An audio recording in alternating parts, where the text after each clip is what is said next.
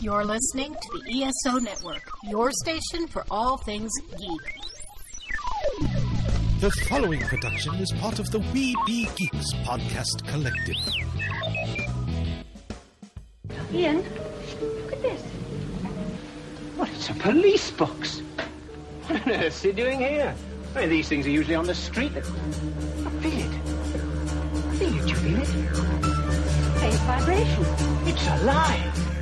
Earth Station Who, a fun mashup celebrating nearly 50 years of Doctor Who universe. Hold tight. You never know where the TARDIS is going next. You're probably a bit confused right now. I broke the glass. It's all come back to me.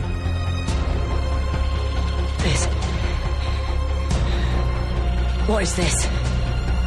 That's my ship. What? Let me take it from the top. Hello, I'm the Doctor. I'm a traveller in space and time. And that thing buried down there is called a TARDIS. Time and relative dimension in space. You're gonna love this. Hey there, listeners, and welcome to Earth Station Who. We are back again. I hope you guys enjoyed last time us going back to Dragon Con and doing Doctor Who 101. We heard a lot of good responses to it and got a lot of good feedback from people all across the different Facebook groups and also the Brit Tracks. And of course, a big thank you for the Brit Track folks for having Earth Station Who as part of their crew this year. And hopefully we'll be back again next year. Well, hopefully, fingers crossed. Hopefully we'll really be back again next year. That's a whole different story on itself. You know, the virtual Dragon Con was an adventure. Pretty sure that's how 2021's Dragon Con is going to be also. So it should be very interesting to see what happens. But we've got a great one for you this week, folks. We are going to one of the restored episodes. We are looking at the Faceless ones. The second Doctor is back, and he says goodbye to two companions in this one. And it felt like they left very early in the story. No, they left him just in time. But it was awesome. It was a lot of fun watching the Faceless ones, and we're going to be going back to April of 1967. So it should be very interesting to see, and got a great crew to talk all about this one. Of course, let's say hey to Mr. Mike Gordon. Howdy. How are you, my friend? I am peachy keen. Is this the first time you've seen or read or anything with this one? Oh yeah, this is brand new. Okay, that's cool. Yeah, I don't. I haven't really done much with the what is it, the recaps or whatever. Right. I when they come available and they are animated in this fashion, that's I'm eagerly watching those. No, sure, that totally makes sense. I think I've seen all of the ones animated up to this point. Yeah, I think we have. I think we've reviewed all of them so far. We also have Mary Ogle with us. Hello, everybody. It is fantastic to be here. Oh, is this your first experience with this one? Yes. I mean, I've heard about it and kind of read the synopsis, but this is the first time I've seen any of it. Oh, gotcha. Totally makes sense. And then, of course, joining us, the man, the myth, the legend, Kirby Bartlett-Sloan is back with us. It's a flying beastie. It's a flying beastie. It's a dragon doctor. Yeah. Run away. Exactly. It was a lot of fun. Did you read the Target books, Kirby, or is this your first? Yeah, the Target books. I don't have this. I'm looking at my shelf here. I don't have this particular one. I have seen the pre-animated version of this where they just did the screenshots. Right. Well, I know they still had episode 1 and episode 3 existing. Yes. I just rewatched the existing ones as well as the animated ones. Right. No, that totally makes sense. So cool. It's gonna be fun to do this. This was my first time seeing the actual full one. I've seen all of episode 1 of this, and I was like, "Damn, why couldn't we see more?" And I had read the Target books back in the probably 90s or late 80s. So I knew I was familiar with the story, but it was neat to see it actually up on the screen. So that's what made it even more better. God, my English is great tonight, you know? More betterer. More betterous. Yeah, that's cool. Well, we definitely would love to hear from you guys at home. Please write us a feedback at earthstationwho.com. Definitely would love to hear from you guys. Of course, you could also find Earth Station Who up on all the media feeds that you can think of, wherever you could find podcasts, including Amazon. That's right. We are part of Amazon Music now. So all you have to do is go, "Hey, Alexa, play the Earth Station Who podcast on Amazon Music." Great. It's pretty you awesome. just activated one of my devices. See, I got it. This works. It works. It's perfect. Alexa, stop.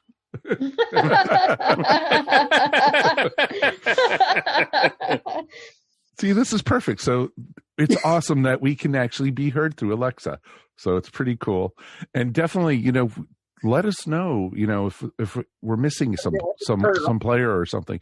If you, have someplace you want to hear Earth Station Who, please let us know. We will put it up there. We're not too proud to do that kind of stuff. It's pretty awesome. So we definitely got a lot to talk about. We do have a little bit of Doctor Who news. That's right, folks.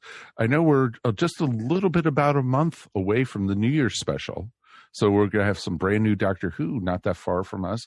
But we did get some news about the next season, season 13, that they are cutting it by 3 episodes. So we are looking at 8 episodes now.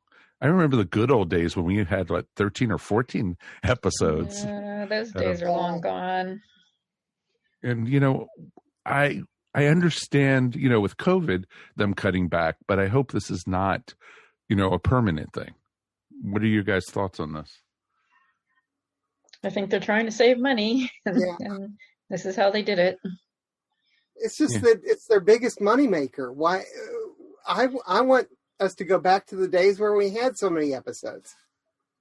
Well, you would want it where they had 10 four-part stories in the Doctor Who each season, which would be pretty awesome. Actually, I enjoyed the first 4 or 5 seasons or series of the new. Of the new? That format was great. And how many episodes were there per season? 13? I think there were 13, and then there was a holidays special. Yeah. Yeah. So that was, I think, perfect because it gave time if they wanted to build a story, like a season-long arc or something, or if they just wanted individual stories, but to give a variety of stories. Now it's going to be more Chibnall all the time, So. Boo. I've been thinking that we would be lucky, quote unquote, to get any new Doctor Who next year at all. And I guess this is, their way of trying to make sure that at least that happens in some way. It's still not a done deal. The world being what it is, production could shut down or be, things could happen. So, we still might not get any new Who next year. But, if it's 8, I just hope it's the best 8. I think if less Chibnall. Well, yeah, I guess I don't, I think the last couple seasons we could have I few episodes. So, I don't know, but as long as he's still got enough time and they wrote it in such a way that they can tell whatever story they want to tell. That's the important thing, because we know now that Doctor Who, they craft a whole season around a particular story. So exactly. And what we need is fewer companions. Well, you're getting that. Supposedly. Well, unless they replace them with somebody else. And what we need is all Graham. Well, of all course. the time. All the time. Yes. We don't As even long need as it's 8 episodes of Graham. Oh, that's yeah. completely different. That's not that is not going to happen. Now, if we're talking less episodes with Graham in it, then that's a shame. Yeah. And then we're gonna have to protest. That's the real tragedy. Okay. Yes. Mike Gordon is booking us tickets right now on his credit card to the BBC so we could protest in Cardiff. More Graham all the time. More Graham all the time. It could work, So. Give us Graham. Give us Graham. Well, Graham is going to be the new leader of Torchwood. You got to realize that. It's the new acronym, GUG. GUG. Give us Graham. Wow. GUG. That's if we were naming our episodes after things that we talk about in this episode, that would be the perfect title for this episode. GUG. It doesn't get better than that. No, it doesn't. It never does, which is pretty awesome. So I'm happy that, we're gonna get more Jodie, but I'm not happy that it's only 8 episodes worth. And, I want to see more of her and not less of her.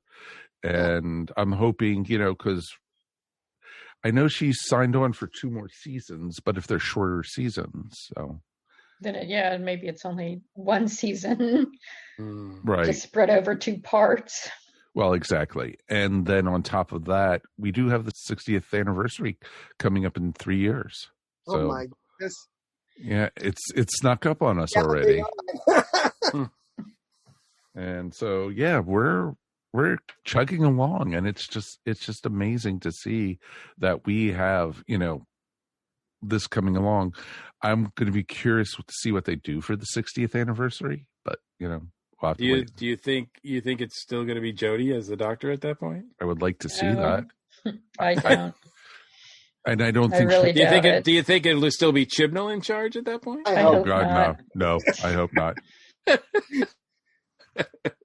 But I have no idea who I want to see as the next showrunner either. So, there's been names thrown around, but I don't think anyone's serious. So, I don't know. I'd have to think about that. So, there were a lot of names thrown around before Chibnall was named. Oh, I know. And, I would love to see Neil Gaiman, but I know he doesn't have the time. Yeah, that's not going to happen.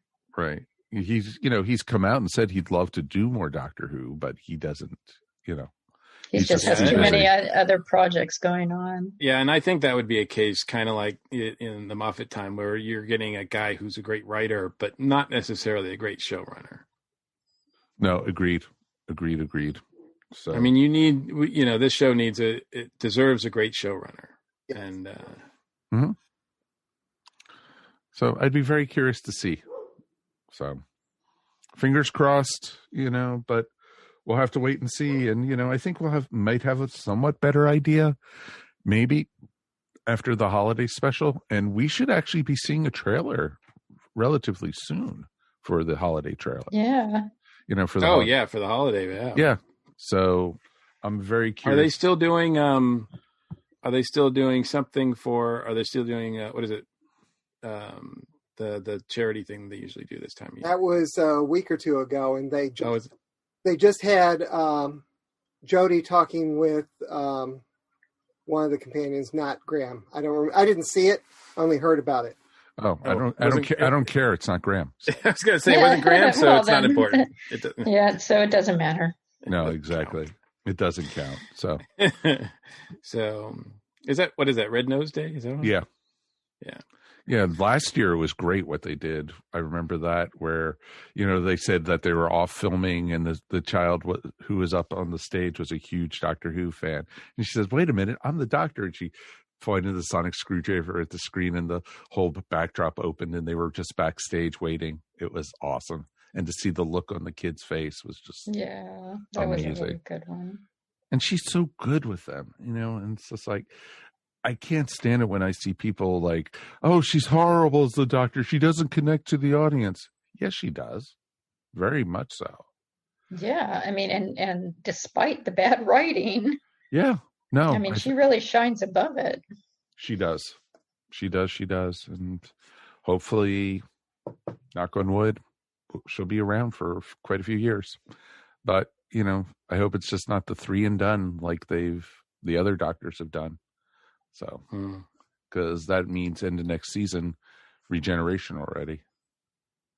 So no, she'll be the next Tom Baker and go for 7 years. Hey, I'd be okay with that. And I would love to see those fanboys' heads explode when she does. I don't know if I see her staying on without Chibnall. No, I don't think that would happen because she worked with Chibnall in that other series. Broadchurch, yeah. They're pretty tight, so I don't know if and she probably wants to go on and do other things as well. So I would think that if she's got 2 years left on her contract, I would say that she's going to do that unless something else happens and they get rid of her and Chibnall. So we'll have to wait and see, but we definitely would love to, have new Doctor Who. That's all that matters. With more Grant. 8 episodes is better than no episodes. That's true. That's true. Come on. Just think about it. Every time we don't get new Doctor Who, that gets us a little bit closer to Trial of a Time Lord. That's all I have to say. So bring on as much new Doctor Who as possible. Wait a minute. Now I'm really mad that there's not 13 or 11 episodes. Me. Yeah, exactly. So I'm not as crazy as people think. See, I do have my, ways of thinking of things. So, but we haven't even gotten into Doctor Who fan fiction and Doctor Who other audios. Doctor Who fan fiction. Yeah, exactly. That'll be our next podcast. Exactly. Or, hell, we still got to do reviews of Torchwood. So we're not, and Sarah Jane. So, we've got plenty of time. K9. That's true. I love Sarah Jane Adventures. It was so great. It was a lot of fun. So it'll be interesting to see. And is Sarah Jane Adventures available on BritBox? I don't think so. I don't think so. I don't remember seeing it. No, because it would be great to figure out how we could see that without getting the discs. I've got the discs. Okay, we'll camp out at Kirby's house after the virus is done. Party at Kirby's. Exactly. My girls loved this show so much that I had to get them. I think I had one season. I had the one where the Sontaran was on the front cover. I think, if I'm not going insane for a change. I think that was the one where she met Matt Smith's doctor for the first time. Oh, yes. Yeah. So yeah, lots of good stuff. So it should be very interesting to see what happens. So probably, I think we only have, after this episode goes out, I think we have 2 more episodes before we get to the New Year's special. So we'll be ready. Woohoo! I can't wait. So definitely, let's jump in now with the Faceless ones.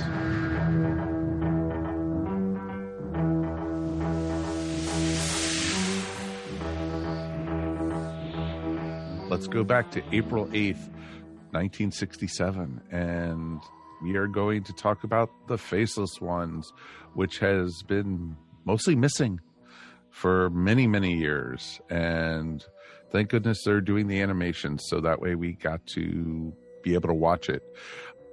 First question I'm going to ask to all you guys, since we all watched it, did you guys watch it in color or did you watch it in black and white? Black and white, baby. There were 5 options. Yeah, I know. On the disc. It was pretty awesome. But I chose black and white, and I chose live action for the episodes 1 and 3, and animation for the rest. Okay. Yeah, me too. I chose color for them, and I did all of them animated.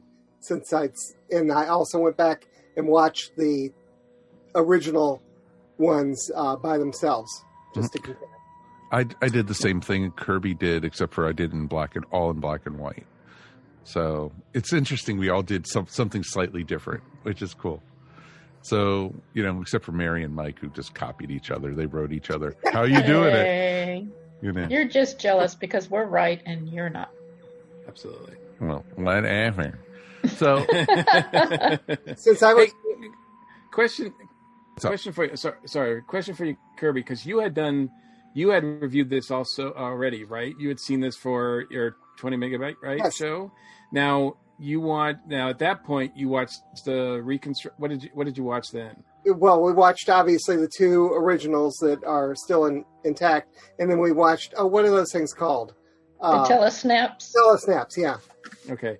And now, so I was familiar with the story already, which is why I chose the color. Gotcha. Now, is that the same? The telesnaps, is that the same as what's on the third disc? With the the telesnaps that they have on disc 3? I think so, but there's different teams put together the telesnaps in different ways. So, and I didn't watch those with this set. I still have the ones I watched 3 or 4 years ago. Gotcha. So that's interesting, though. This is.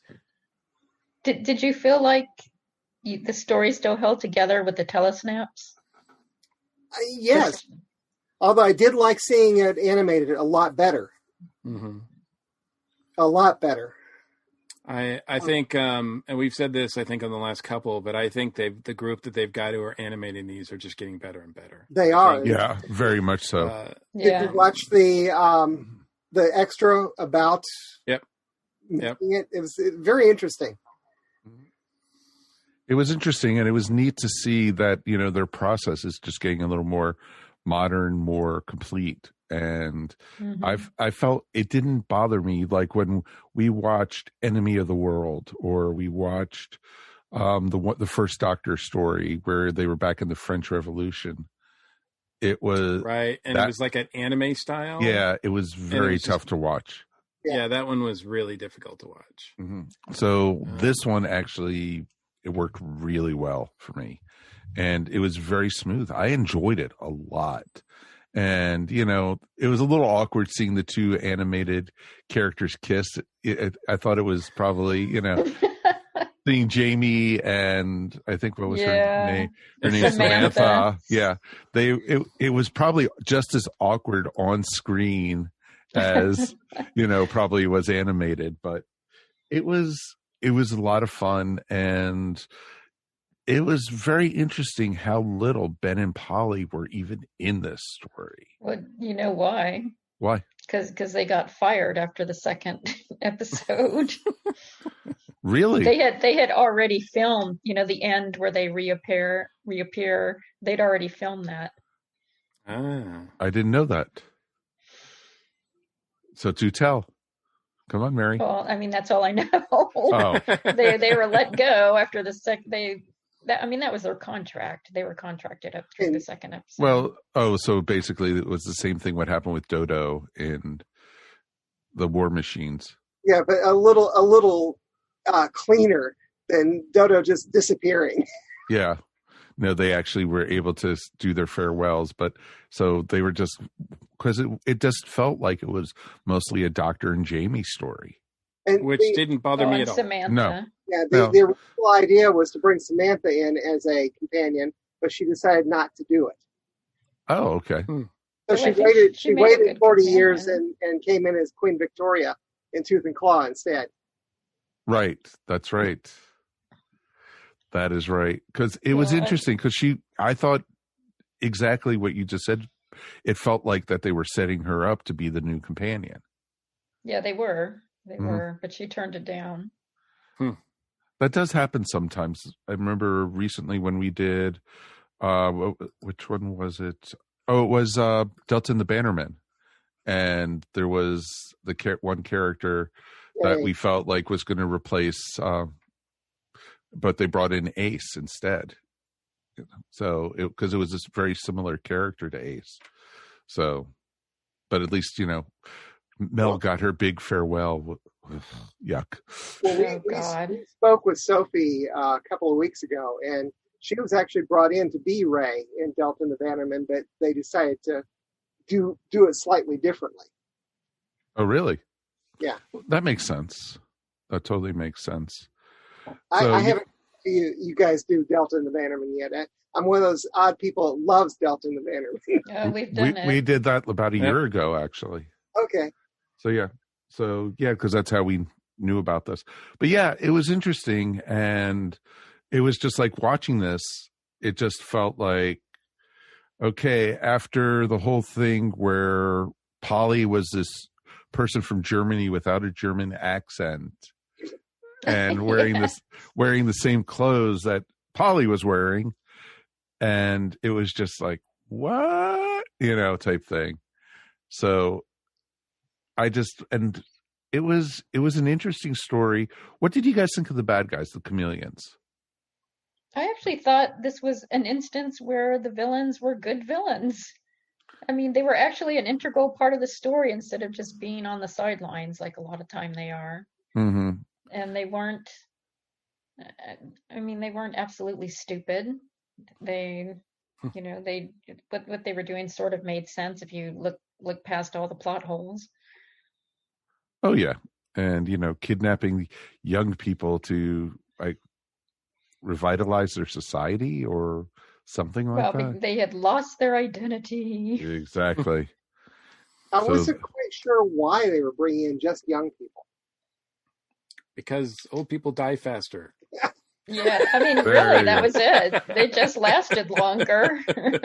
If you're gonna get a vehicle, get a new one. I think as far as the bad guys goes, I kind of wish that the guy who we saw in the last act played like the main bad guy. I wish he had kind of been a main bad guy earlier. You mean the director?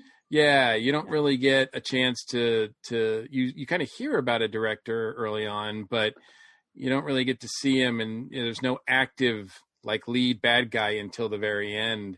And I thought it was kind of cool making him the inspector, using that actor, because I think he did a pretty good job at both.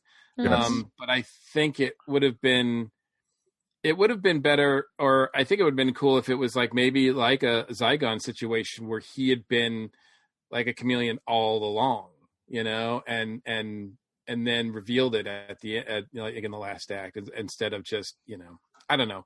I think it was a good big villain, but we didn't see enough of him, I think. Right. You just had his henchmen working the whole time as the two pilots and the people working at the airline. Yeah. He seemed a bit like a prototype master in a way. Yeah. They even to the miniaturizing, That's true. The people. This was one of the first times, this was the first time I'd watched this since re-seeing Terror of the Zygons. Right. And I had not made the Zygon connection, really, between when I first saw the Faceless ones. I didn't think, it's Zygons. And it's basically Zygons. Oh, it is. Completely. Yeah, it's very similar. Mm-hmm. Very similar, but I don't know. It's not. It's not the same. They can't just change on a lark. They have to go through a process, and I think they use the original host, unlike the Zygons, right? Well, the original Zygons use the original host as well. Oh, that's true. Yeah, because I remember that scene where they're in the right, because they had to keep the original the original hosts alive. The only difference was they didn't have to have the Wii controller on their wrist. The Wii controller. That's what my daughter was calling it too. It did look like a Wii controller, and it was just like, oh, okay. I guess they were, and it's like, wait a minute, they didn't have Wii controllers back in 1967. Or did they? Wibbly wobbly, toddly wobbly. But yeah, and so it was just interesting to see that, they had, these shape changers. When they said faceless ones, though, because I always pictured it that the chameleons didn't have facial features at all. They were just blank. And, that's why I can't breathe, that whole thing. Mm-hmm. And it's more like they're just all the same. Yeah, exactly. They just all look the same. So, just a creature with lots of veins, as they said. It's just like, ew, yuck. Yeah, the original shots of them they're just like it just looks like a face of mush, a head of mush, Mm-hmm. which is quite disturbing, actually. A little bit more disturbing than the animated version of it. I think the animated version of them look pretty cool. Almost like something out of They Live. Yeah, I could see that. Yeah. Yeah. I like the eyes that blink sideways. Yes. Nice touch. Yes. And I think that was added for the animation. Yes, it was. Yeah. It wasn't an original detail. I doubt it. They weren't that sophisticated. Yeah. I don't even think they had eyes back then. I don't think original. so. Yeah, No. they just bumped into stuff. So yeah, it was interesting, and I liked, it was a typical, I don't want to say base under siege, but it kind of was. The airport was under siege instead, and they kept on. It felt like a lot of it was, because it was 6 episodes, it felt like they were kept on filling a little bit. Oh, let's go back to the Chameleon headquarters. Let's go back to the Commandant's office. Let's go back to the desk. It's just like 3 scenes right there. Boom, boom, boom, over and over again. Well, that's what gets old for me is that, I think the first half, maybe even the first 4 episodes, the Commandant seems like he's the main bad guy. Not because he's part of the Chameleons, just because he's the main guy that's in the way. Yeah, he's just kind of incompetent in a way, but he gets better. And he's the strongest personality. But once he comes around pretty easily, then he kind of just becomes not really a factor. And then it's sort of like tag teams with the director. Yep. So that just allows the director to take over. Mm-hmm. You mean the inspector? The inspector. Well, the inspector / Okay. director, right?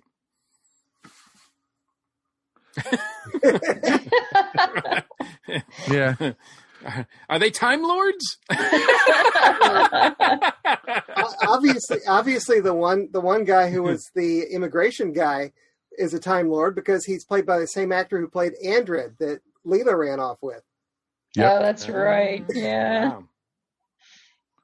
I mean, Yeah. actually, I thought the airport was kind of a good setting. I mean, it Yes. kind of led, veracity to the story that they actually used Gatwick. They filmed there, and I thought it actually worked pretty well. I did think the beginning was really silly, though. I mean, I could see like Jamie running away from That was airplanes, but the rest of them, I was like, the doctor shouldn't be running away from an airplane. I mean, granted, you want to get out of the way, but I mean, he was acting as terrified as everybody else, and I was like, he knows what one of these things is. And why wouldn't you turn and run back to the TARDIS? Because, well, it was right in the middle of the runway. That's true. Well, yeah, exactly. It's just like, and it must have been freaky for Jamie because he had never, ever seen anything like an airplane before at that point. Yeah, but you could totally understand why he was running. Yeah. Yeah. But the others. This is his third story, but his second time traveling, right? Because the first time he travels is in the Macroterra, which we just saw.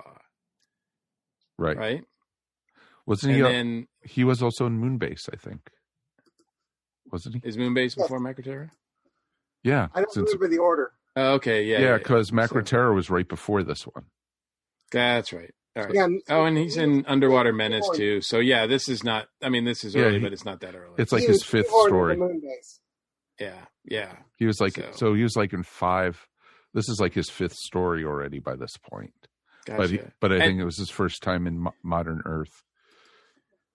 Oh yeah, that's true. That's true. And you mentioned the kiss, and it's weird because I don't think I'd ever seen that early, like a companion kiss somebody before.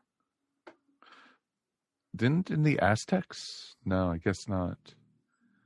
But the doctor kissed that old lady, or the. No, I don't think they kissed. No, yes, that's right. She just made him hot cocoa. Yes. But certainly the companions, even though a lot of them were romantically linked prior to this, I don't think they ever kissed. And like I said, I don't remember any other companion getting a love interest like that enough that they would do that. So that kind of surprised me, seeing them kiss. I was like, "Whoa, is that a first for Doctor Who?" Probably not, but we might have missed something. I don't remember seeing Ian and Barbara making out ever. All right, that was a picture I just didn't need. Thank you. Yeah, that's just one. But and it was kind of funny. I love that when Frasier was taken over by the chameleon, and he was using his real voice. He wasn't doing the accent. Yeah, that was cool. Yeah, that was really cool. And so that was actually pretty awesome. Also, did you guys notice? And this is probably a joke the animators put in at the police station where they showed the police officers coming out. Did you see the Dugato Master on the wanted posters? Yeah, I didn't see that. I missed that. Well, the current Master is also on the wanted post. That's cool. Yeah, I did notice that that all the police officers look exactly the same. Like I was like, I'm like, are they chameleons? I was fully expecting the police officers to be chameleons. I was shocked. The thing about that is that that's obviously episode 1. It already exists, and they are obviously different. But in the animation, they're exactly the same. Every policeman is exactly the same. Yep, they use the same model. There's policeman, which is fun. I think it's not really. It doesn't take away from it to me. It's kind of a fun thing, but it's just odd, especially when you're talking about a story with chameleons, with aliens can take over. It's like that could be, people might get, like mixed up there. Confused, yeah. That's the word, yes. Some of the other Easter eggs that the animators put in, instead of the Sacha Dhawan Master on the bulletin board in the police station, in episode 6, you still have Roger Delgado, but you've got the meddling monk. Mm-hmm, exactly. In episode 6. Also, there's a flyer for Waterfield Antiques, which the Doctor and Jamie are about to visit in Evil of the Daleks. And the eye test has the words Big Ron backwards, which is from Dimensions in Time, and Bad Wolf backwards, and you know what that is. Yeah, we knew that one. And episode 6, there is a sign advertising Magpie Electricals. Oh, yeah, I did notice that. Yeah, it was the nice little touches the animators put in was perfect. I was pretty amazed with that. It was pretty cool. Yeah, they were having fun with it. Mm-hmm. Very much so. So we got to talk about Benedict's mom for a second. Oh yeah. I've been doing ever since Diana Rigg passed away, I've been doing a rewatch of all her episodes on the Avengers, and she's in an episode in 1965, an early episode of the Avengers. So I just seen her in that, and then a couple years later, she's doing this, and of course, I think 3 or 4 years after this, she's in one of my favorite shows, which is UFO. I mean, it's amazing to me that she's got like a pretty good geek science fiction portfolio already. Like it's not even 1970s. She's already got a pretty good. She's been in Doctor Who, The Avengers, The Saint, and UFO and everything. And I'm just glad that in the last couple of episodes they give her something significant to do, because she's pretty much just there as I don't know. I don't want to say eye candy, but she's just pretty much there for 4 episodes. And then they finally, with the Doctor and everything, they give the Doctor trusts her and they give her something to do, which I thought, okay, well now she's more interesting. I thought it was odd that they changed her costume for the animated version from what she was wearing in the episode 1, episode 3 that we actually already existed. I didn't even notice that. Yeah, I didn't notice that. Yep. Well, I went back and watched episodes 1 and 3 in the original ones and noticed that. Was it did they change it to something that was easier to animate? Probably. Or what? Yeah, I don't know what the difference was, but that's probably it. And she's been on Doctor Who 3 times. Really? Oh, really? I didn't know she'd been on other Doctor Who. Yeah, she was she played 2 characters, Thea Ransom and Findal Kor, in Image of the Findal. And she was also Faroon in Time in the Rani. Oh, well, I try to forget Time in the Ronnie. Yeah. Yeah, I don't know that Time in I've the Ronnie, seen- I think, was the first thing I reviewed with you guys. I think. yeah. Well, it might have been. Yeah, see, I didn't remember that. I don't know that I've seen. Have I seen Image of the Findle? Oh, you Yeah. need to see Image of the Findle. Yeah, we've seen it. It's a Tom Baker one, so I must have Yeah. seen it. But wow, I didn't even recognize her. I'd have to go back. So, but she's really prominent in this one, obviously. Yes, very much so. So it's interesting, though. It was I thought the story was interesting, but I thought it was really lame where all the bodies were hidden at the airport. Yeah, they didn't try very hard. Oh, they're in the car park. It's like, oh, really? Not even in the trunks. They were No. just Yeah, they're sitting just in the sitting in the car sitting in the park. seat, like just in the sun. I'm like, ew. I mean, Those that's are that's gonna where be you're some keeping them great- safe. There's going to be some ripe folks. Oh, it would have been kind of stinky there for a bit. Yeah. Marvin, what are you doing in the car park? Parking cars, of course. Of course. I didn't know if they were shrunk. Like I kept thinking, like, okay, are they looking for small people? Like, did they shrink them, or are they full size? Because when they were in that when they were going to the doctor's office, Wanda's character says something about like, I wish my files were this neat, and I was thinking, ooh, is that a clue? Is that where they are? And then in the filing cabinet or something. Or I was expecting them in all those little cans of oil or something like that. They were on the walls. That would have been kind of creepy.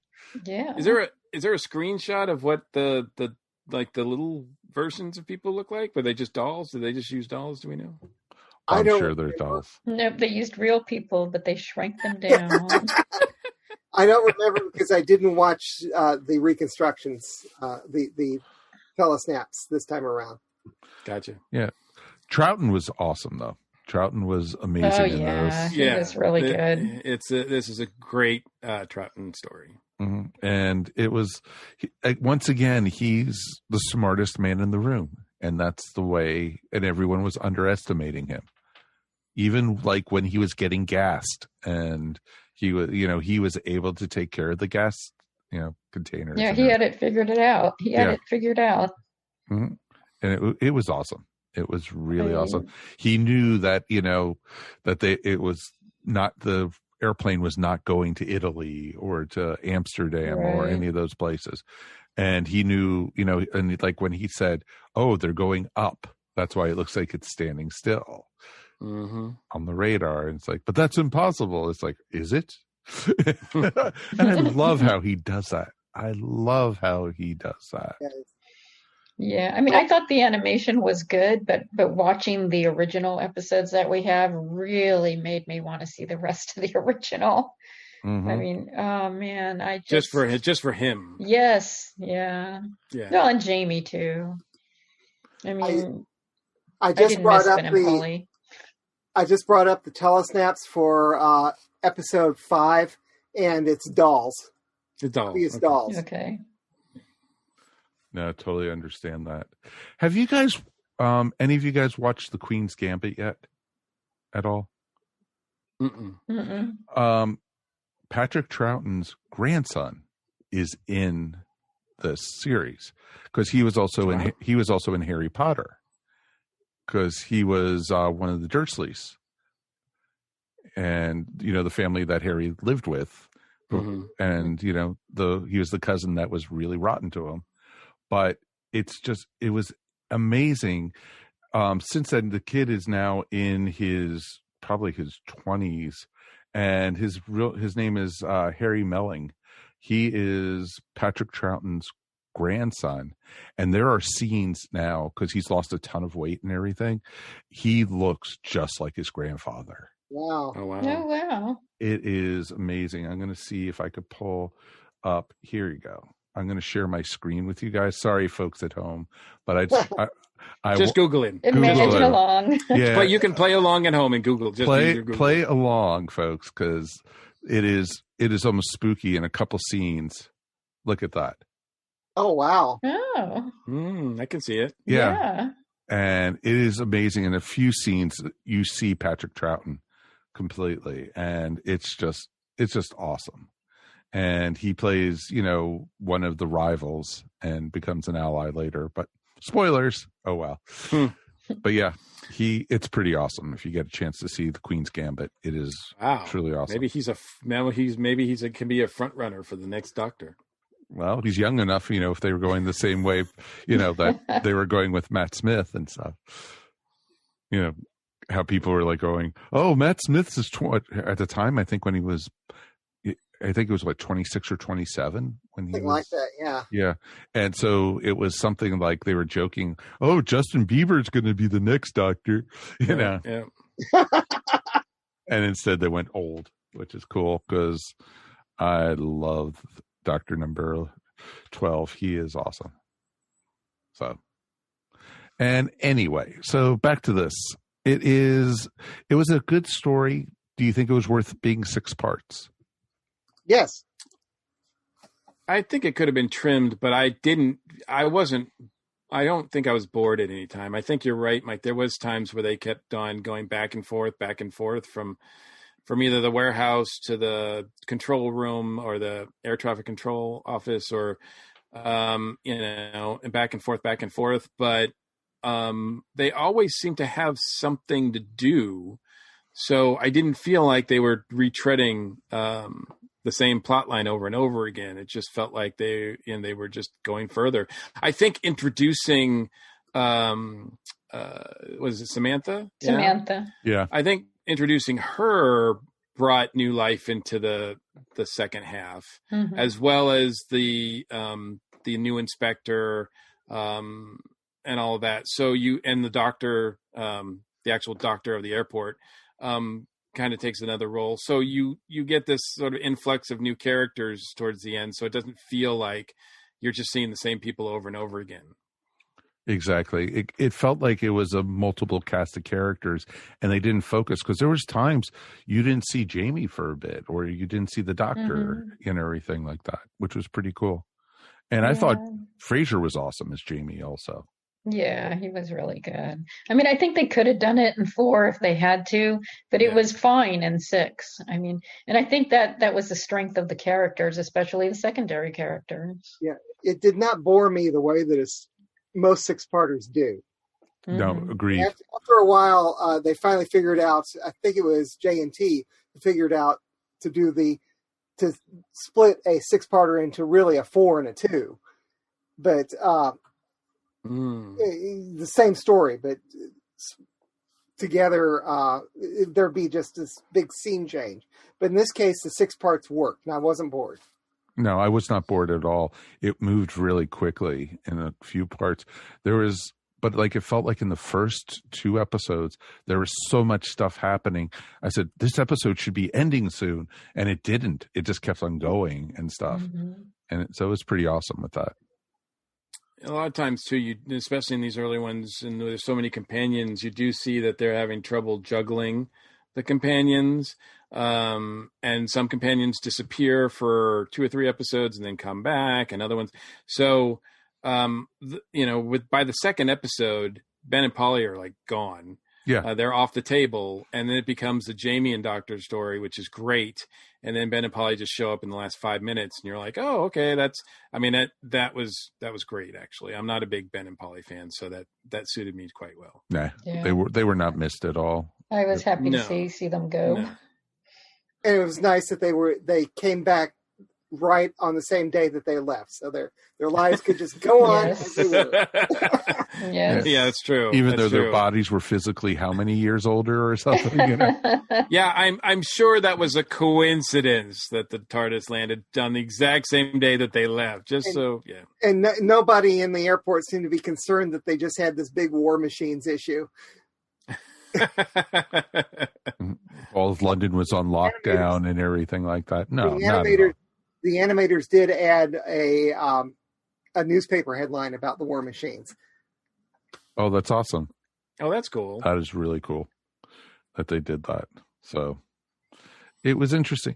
Was Polly that much taller than everybody else? Because like in that final scene, she was towering over everybody. And I did notice when they did the when they showed the model sheets for the animated characters, Polly's like way bigger than all the other three. Mm-hmm. So, I mean, I guess she really was. I know Frasier isn't that tall because we met him. Well, and so, but I haven't, and Patrick's not that tall. I didn't think Patrick was that tall, and Mike, I didn't know how tall he was. So, and so most likely, Annika probably was, 5'5" or something, and she was towering over everybody. That's why she had to go. She is the tallest one in these telesnaps. Oh, there's a telesnap of the kiss. Oh. Ooh. Wow. So there you go. Pretty awesome. Snazzing it around with Jamie. I didn't mind that she didn't stick around as a companion. I thought she was okay as a character for this story, but she didn't strike me as someone that I was like, oh, I want to see her join the crew. I did like the fact that she was a woman of action, which I appreciate. But apart from that, I didn't really feel that she stood out enough that I was like, yeah, I hope she's. Of course, would I take her next? We get what, Victoria? Would I take her over Victoria in a heartbeat? Poor so yes, Victoria. I kind of wish she'd said yes, because then we wouldn't get Victoria. Yeah, it's interesting, but at least they've announced that they are going to be animating that storyline. So Which one is that? Was that Evil? Is that Evil of the Daleks? Evil of the Daleks? Yeah. Oh, really? Okay. Yep. That's cool. Yep, they've announced because the that. next one on the next one on deck is Fury of the Deep, right? Correct. Yeah, and which is I don't know where sometime that in falls this. I think it'll be sometime in the spring. Yeah, I don't know where that falls in the Second Doctor's timeline, though. Give me a second. I will look. This is where you guys talk and talk about other things while I look. No, we'll just wait. We'll just wait for you. Fury of the Deep. All right. Doctor Who. Fury of the Deep is 1968. So it is also Jamie and Victoria. So it's after. Oh, that's right. That's where Victoria leaves. Yes. So they're going to do Victoria leaving before they do Victoria. Yeah, the order that they're doing these is very strange, but I don't pretend to know exactly what the logistics Fury are. of the Deep is not one of my favorite stories. It's got some interesting things, but it's not great. No, totally understand that. Because I think they announced over the last 2 weeks, because we had it over on the Earth Station Who Facebook group, which everyone at home, of course, who's listening should join. Absolutely. Nudge, nudge, wink, wink. It's always a good thing for you guys to do. Right now, I think they are saying, let's see, I had it here. Lost Doctor Who stories, Evil of the Daleks and the Abominable Snowmen to be recreated in animation. Ooh. Yeah, I just saw that, and I'm at first I was like, oh, a Dalek story, great, but then I see that it's not written by Terry Nation, so I'm now actually pretty excited to see that story. Yes. I don't. Yeah, because Evil of the Daleks actually was supposed to originally be the last Dalek story. There will never be a last Dalek story. Yeah. Oh, we know that now. Yeah, of course. True. 53 years later? Yes, understandable. Come on. That's cool. Did any of you watch the animated Daleks that came out? Not yet. Oh, no, yeah. That's one thing we should all watch and talk about next time, I guess. Well, we have the time. Why not? So I think it's cool. Any final thoughts before we go ahead and rate this one? Okay. I will say, I think the Doctor let them off awfully easy. Yes. Oh, very much so. He's just like, go away. Maybe I'll help you. Well, even going up to David Tennant, though, he does that.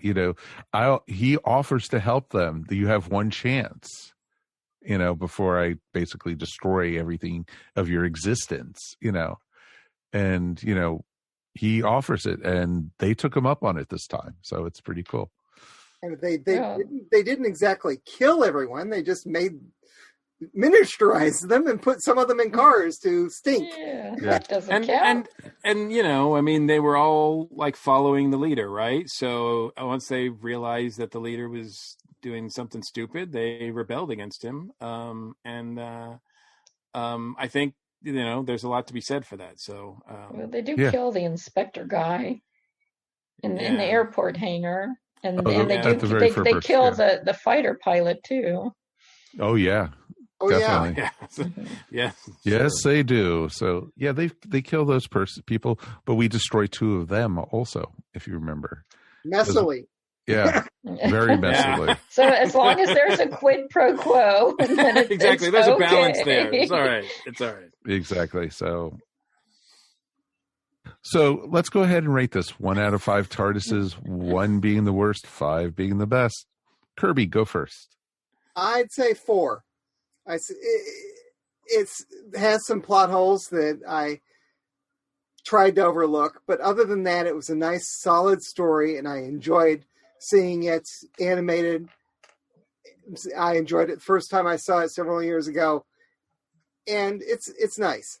I liked it. Okay, awesome, Mr. Mike. I'm going to give it a 4 as well.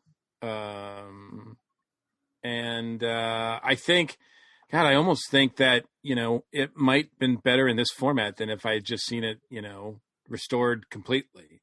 Apart from watching, of course, Patrick and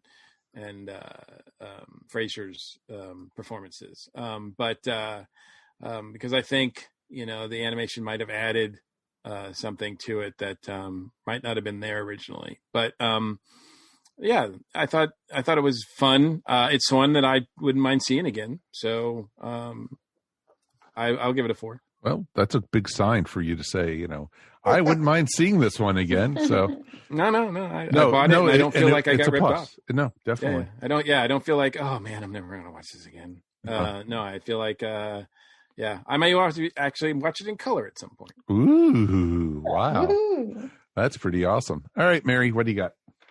I am also going to give it a 4. Gee. I know. But Patrick Troughton is my favorite classic Doctor by far. And he's really good in this. He really shines. And the story is fun. And it actually holds up over 6 episodes. And it's really fun to go back and watch this, knowing everything that happens later and seeing all the little seeds, of Doctor Who really starting to come to a form that we know, like the prototype master, the commandant's kind of a prototype brigadier. Oh yeah, very much so. I could see that. And it's just, it's entertaining, and like Mike, I would definitely watch it again. So 4. I hate it when we all agree on, our numbers. You give it like a 4.07 or something. No. I'm going 20 megabyte every once in a while, where we often do not agree. No, I'm actually going to give this a 4.5. Okay. So, I read the book years ago. I watched the black and white, and I've watched the live action that they have available. And the movie, it worked. The story worked for me. I really enjoyed it. It flowed. There wasn't that much Ben and Polly, so I wasn't that annoyed. And it just... That's important. Yeah, it is. Remove the irritants. It works. Sometimes, the Doctor watching on the video screen, Ben getting the needle in his neck or something, and being kidnapped. It's just like, okay, there's the obvious thing. And, I almost expected like the pilot or whoever it was at the Chameleon, almost twirling his mustache, try to stop me now, Doctor, type thing. And the Doctor yelling into the screen, you got to stop this, but we're used to that and, modern trope and everything. But it was a lot of fun, and definitely would watch this again and definitely recommend this one.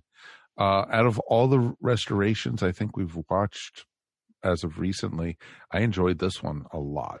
This one, like we've said at the beginning, the animation was better, the story was better, and it was nice to see the little Easter eggs the animators had put in. So definitely worth checking out, folks. But we definitely would love to hear from you guys at home.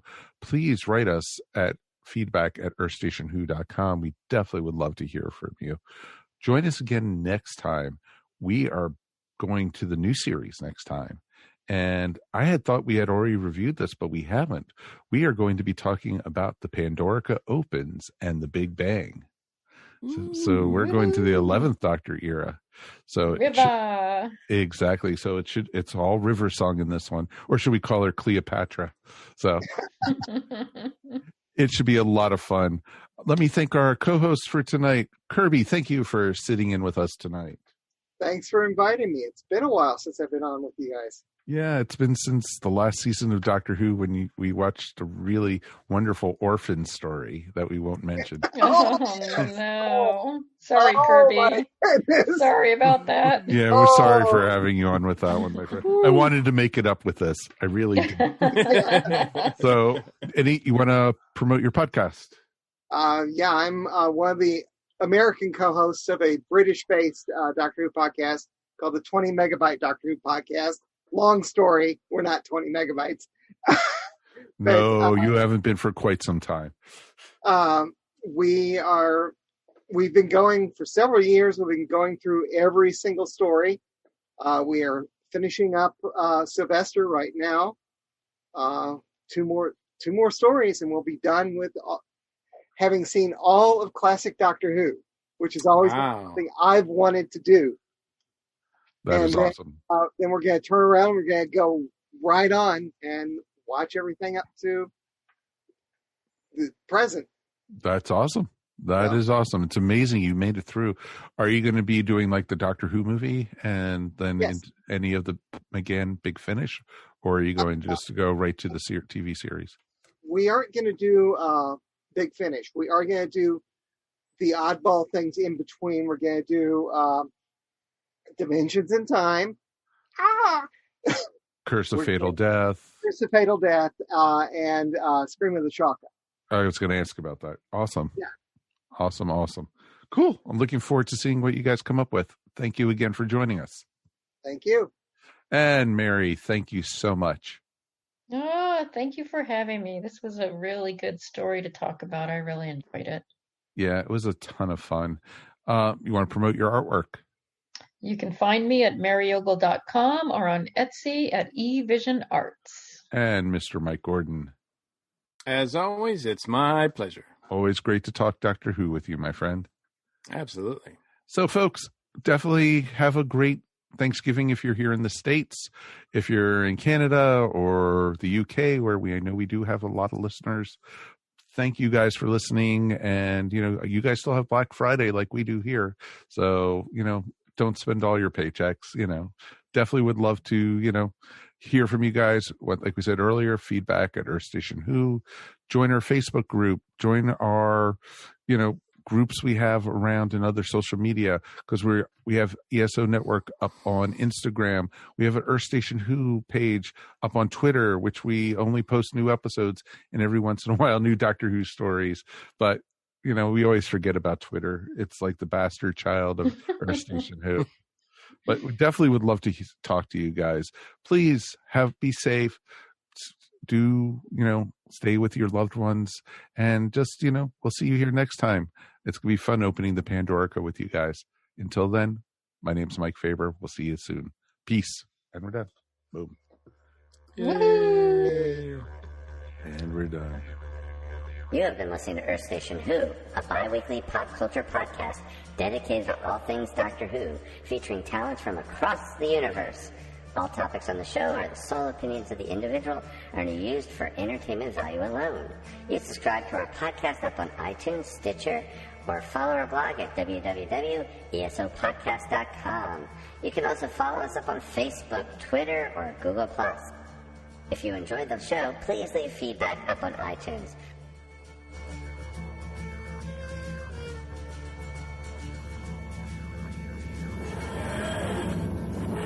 Yeah, have 30 seconds to describe Thunder Talk. It's pop culture. With a twist. It's music. LGBTQ+. And comedy. Well, dark comedy. It's nerd junk. It's comic books. Video games. Conventions. Yeah, nerd junk. And social commentary. It's woke, yo. Yeah, and nerd junk. Woke nerd junk. Thunder Talk is all over the place. Every place you want to be. Thunder Talk is a proud member of the ESO Network. Find us at thundertalk.org and download us on all podcast platforms.